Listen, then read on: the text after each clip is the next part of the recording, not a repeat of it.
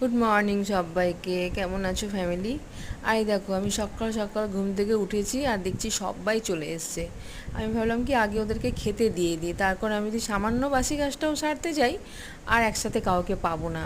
কিন্তু সমস্যা হচ্ছে, এই দেখো সব চলে এসছে। আমি জানলা থেকে দেখাচ্ছি, আমি গ্যাসের মধ্যে এখন খাবারটা গরম করছি, ফ্রিজ থেকে সদ্য সদ্য এখন খাবারটা আমি বার করেছি।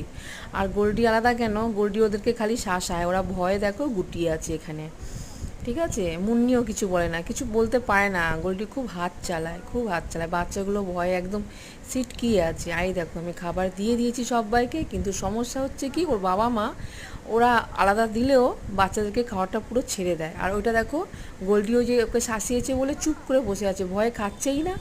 আমি কিন্তু উঠে মাঝখানে একবার টেনে এনে দিয়েছি দরজার মাথায় উঠে, কিন্তু খাচ্ছে। ওটা পেনির খাবার, এসব বাচ্চারা খাওয়া শুরু করেছে আর মা আর বাবা সব খাবারগুলো ছেড়ে দিয়েছে। আচ্ছা বলো তো, এরম করলে হয়? তোরাও তো খাবি। আর এই দেখো পেনির ঘাটা না, এই দেখো এখনও শোকাচ্ছে না, কোথায় কোথায় বৃষ্টিতে ঘুরে বেড়াচ্ছে কে জানে। চলো আসি, দেখা হচ্ছে আবার নেক্সট